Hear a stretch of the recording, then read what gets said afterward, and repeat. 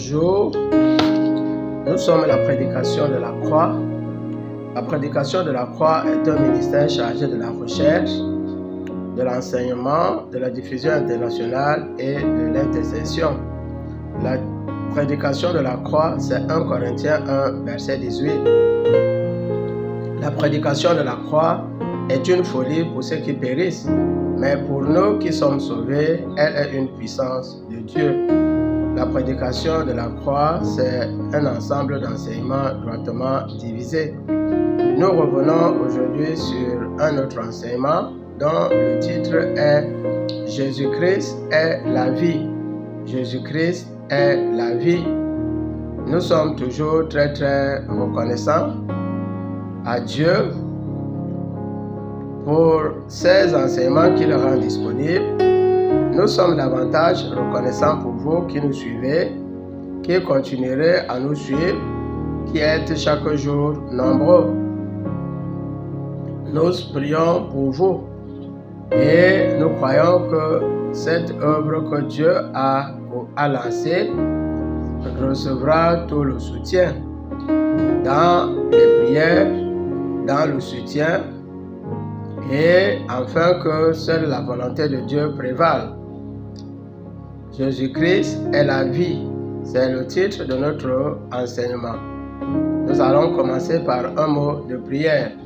Éternel Dieu Tout-Puissant, Dieu Créateur de toutes choses, Père de notre Seigneur et Sauveur Jésus-Christ, nous te sommes infiniment reconnaissants de ce que tu as touché nos cœurs, afin que nous soyons sensibles à ton appel, afin que nous venions à la vie que tu as rendue disponible dans ce monde. Merci pour ces moments. Merci parce que tu protèges ceux par qui tu parles. Merci davantage pour ceux qui les diffusent, autant que ceux qui les écoutent, les écouteront, dans la vie desquels tu te manifesteras puissamment. Tu briseras tous les liens de la mort, tous les liens de la maladie, tous les liens de blocage, afin que Jésus-Christ, qui est la vie, se manifeste et que les portes que tu as réservées bien avant le bouleversement de ce monde soient ouvertes et que jamais elles ne puissent se fermer. Merci pour nos familles, merci pour nos pays, merci pour nos vies qui te glorifieront chaque jour davantage, ô Dieu, nom puissant de Jésus-Christ. Jésus-Christ est la vie. Nous sommes toujours surpris par les efforts que les hommes déploient dans la vie pour chercher toutes sortes d'opportunités qui donnent la vie. Mais nous devons savoir que Jésus-Christ est la vie. Jean 3, verset 16, il est écrit « Car Dieu a tant aimé le monde qu'il a donné son Fils unique, afin que quiconque croit en lui ne périsse point, mais ait la vie éternelle. » Dieu n'a point de discrimination. Il a rendu Jésus-Christ disponible afin que par lui, nous ayons la vie. L'Éternel Dieu aime le monde et lui a donné la vie par Jésus-Christ. Nous pouvons nous demander où est cette vie. Jean 1,4, en elle, la parole était la vie. En 1 Jean 1, verset 4, il est écrit, en elle, la parole était la vie, et la vie était la lumière du monde. La parole de Dieu non seulement est la vie, et a la vie, et est la lumière du monde. Comment Jésus-Christ est-il la vie? Jean 5, verset 25, il est écrit, comme le Père a la vie en lui-même, il a donné au Fils d'avoir la vie en lui-même. En un mot, dans le nom de Jésus-Christ, il y a la vie. Le prononcer, c'est déjà recevoir la vie et avoir la vie. Pourquoi Dieu l'Éternel a-t-il donné la vie à Jésus-Christ?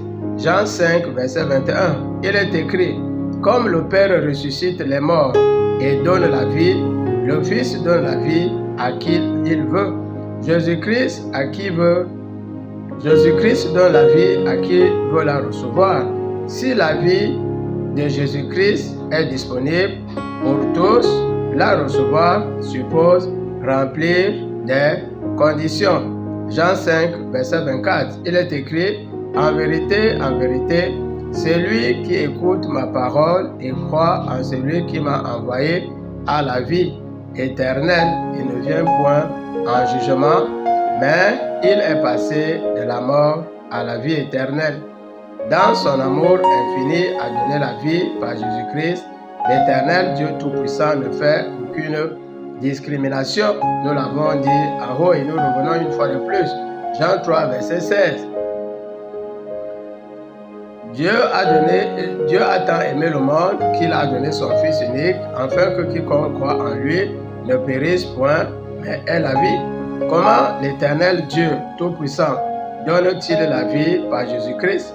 Jean 6, verset 25, il est écrit, Jésus est le pain de vie.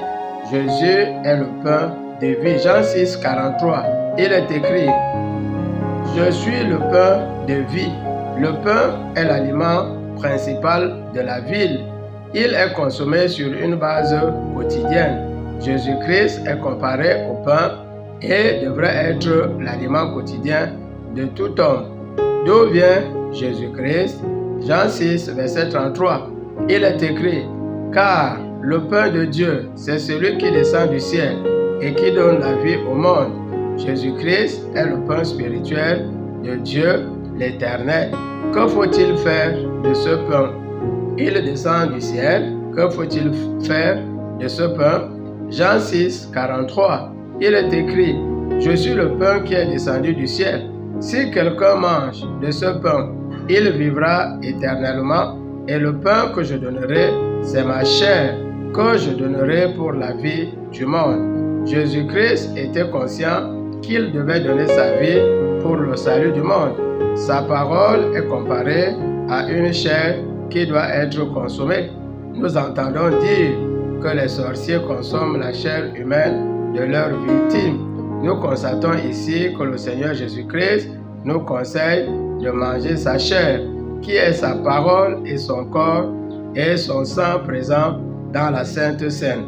Nous devons également dire que le Seigneur Jésus n'est pas seulement le pain. Jean 6, verset 50, il est écrit, en vérité, si vous ne mangez de la chair du Fils de l'homme et si vous ne buviez de son sang, vous n'avez point de la vie en vous-même. Celui qui mange ma chair et boit mon sang a la vie éternelle. Le Seigneur Jésus-Christ nous a laissé un héritage, sa parole, son corps et son sang, représentés par le pain et le vin lors de la Sainte Seine. Le Seigneur Jésus-Christ ne nous donne pas seulement sa parole, il nous donne son corps et son sang. Oui, le Seigneur Jésus-Christ, s'il vous plaît, ne nous donne pas seulement sa parole, son corps et son sang, il nous donne aussi l'eau vive. Jean 4, verset 13. Jean 4, verset 13, il est écrit, Jésus lui dit, quiconque boit de cette eau aura encore soif, mais celui qui boira de l'eau que je lui donnerai n'aura jamais soif, et l'eau que je lui donnerai deviendra en lui une source d'eau qui jaillira jusqu'à la vie éternelle. L'eau du Seigneur Jésus-Christ est avant tout une source d'eau intarissable. L'eau vive en nous représente le Saint-Esprit en nous. Le Saint-Esprit en nous est le Seigneur Jésus-Christ qui doit se former en nous. Le Saint-Esprit nous ouvre les portes de la famille de Dieu. Le Saint-Esprit en nous donne plusieurs habiletés, dont la capacité d'adorer Dieu en esprit et en vérité. Le Seigneur Jésus-Christ annonçait déjà cette époque où la Pentecôte rendrait le Saint-Esprit disponible. Jean 5, verset 24, il est écrit, en vérité, je vous le dis, l'heure vient et elle est déjà venue, où les morts entendront la voix du Fils de Dieu et ceux qui l'auront entendu vivront. Le Seigneur annonçait la disponibilité de l'Esprit Saint qui rendrait l'homme vivant de mort qu'il était à cause du péché d'Adam. Et le Seigneur Jésus-Christ avait des conditions à remplir. Jean 10, verset 11, il est écrit: le bon berger donne sa vie pour ses brebis. Jean 10, verset 17, Jésus donne sa vie afin de la reprendre. Le Seigneur Jésus-Christ était le bon berger.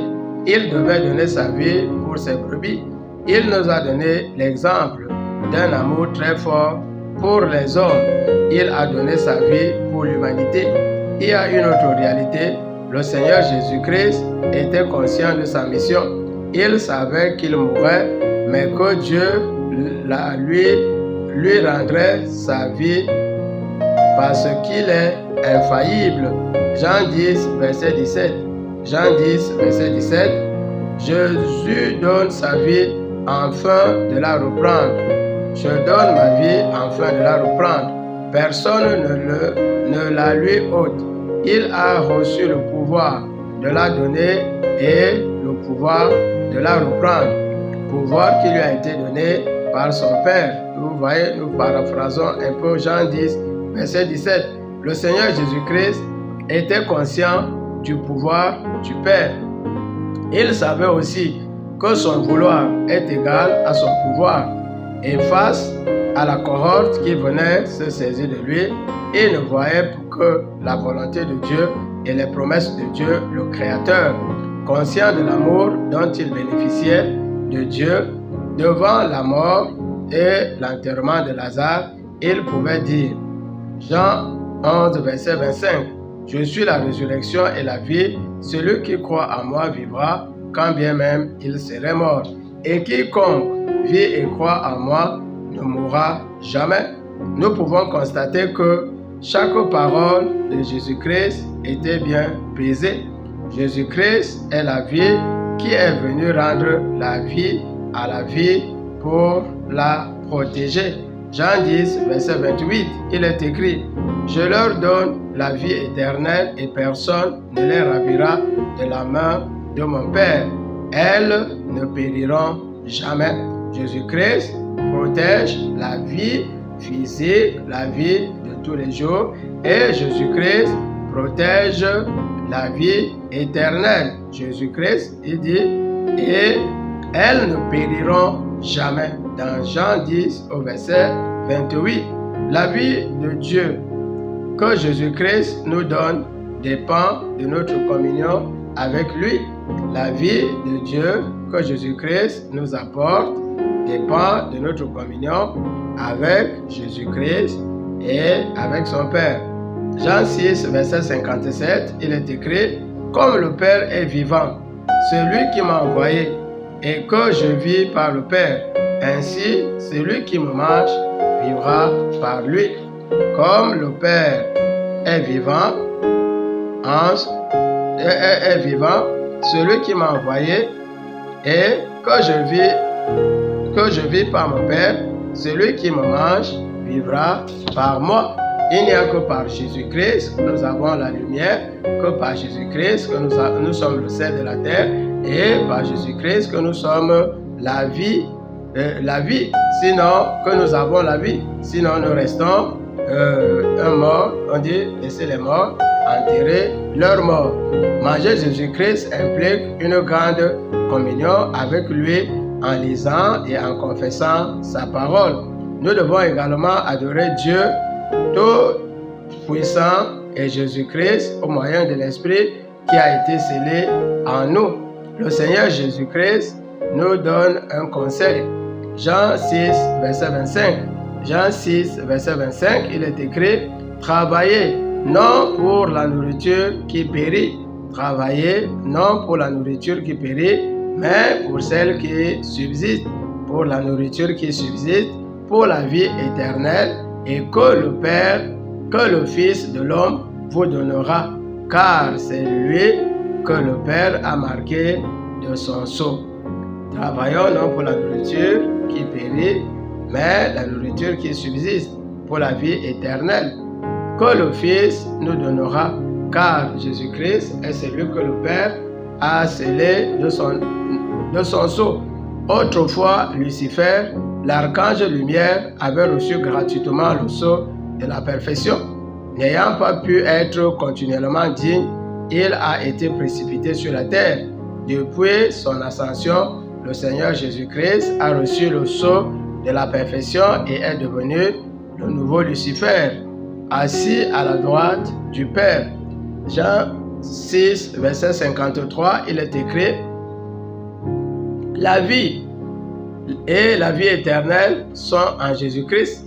Nous devons annuler toute notre sagesse pour aller à lui. Pierre et les autres disciples, autrefois disciples de Jean-Baptiste, ont opéré le meilleur choix en devenant disciples de Jésus-Christ. Voici la réponse de Pierre. Seigneur, Luc 6, verset 68. Luc 6, verset 68, il est écrit: Seigneur, à qui irions-nous? Tu as les paroles de la vie éternelle. À qui irions-nous? Tu as les paroles de la vie éternelle. Nous devons avoir le même courage, non seulement d'aller à Jésus-Christ, mais de rester auprès de lui, car il est la vie elle-même. Voici son conseil. Jean 12, verset 25 à 26, il est écrit: si quelqu'un me sert, qu'il me suive, et là où je suis, là aussi sera mon serviteur. Si quelqu'un me sert, le Père l'honorera. Celui qui aime sa vie la perdra, et celui qui est sa vie dans ce monde la conservera pour la vie éternelle. La relation avec le Seigneur est une relation non de sage, mais de stupide.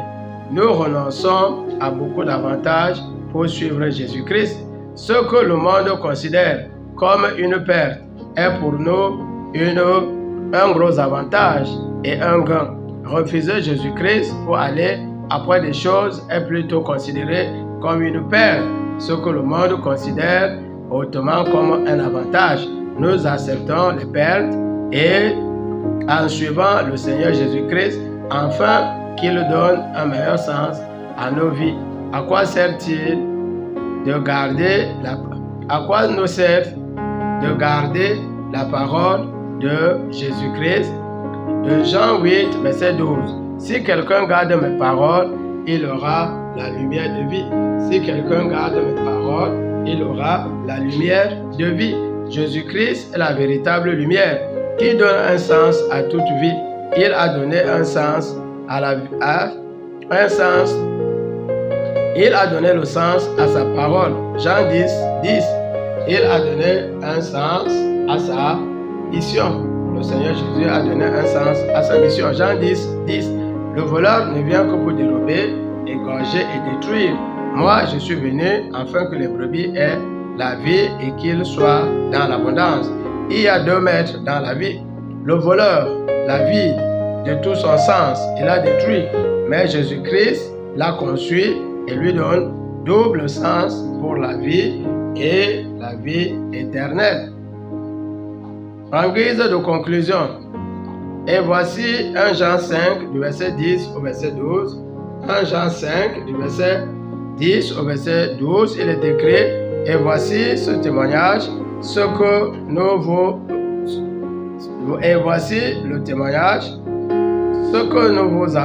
Dieu nous a donné, c'est que Dieu nous a donné la vie éternelle et que cette vie est en son Fils. Celui qui a le Fils a la vie. Celui qui n'a pas le Fils n'a pas la vie. Je vous ai écrit ces choses afin que vous sachiez que vous avez la vie éternelle, vous qui croyez au nom du Fils de Dieu. Dieu nous a aimés et nous a donné la vie. Cette vie est en Jésus-Christ. Approchons-nous de Jésus-Christ pour avoir la vie et les bénédictions liées à la volonté de Dieu dans nos vies. Prions. Éternel notre Dieu, Père de notre Seigneur et Sauveur Jésus-Christ, béni sois-tu, toi qui nous as appelés des contrées lointaines et qui nous a établis afin que nous allions apporter du fruit. Venez à moi pour tous qui êtes fatigués et chargés, je vous donnerai du repos.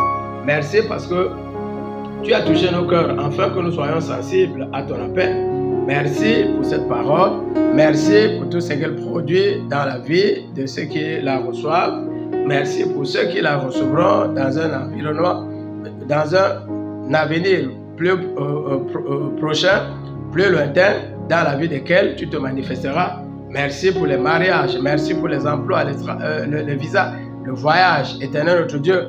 Merci pour les guérisons de toutes sortes, les plus miraculeuses, parce que tu as donné la vie et Jésus-Christ est venu détruire tout ce que le voleur a laissé dans nos vies pour ouvrir les portes de puissance, d'abondance et d'abondance.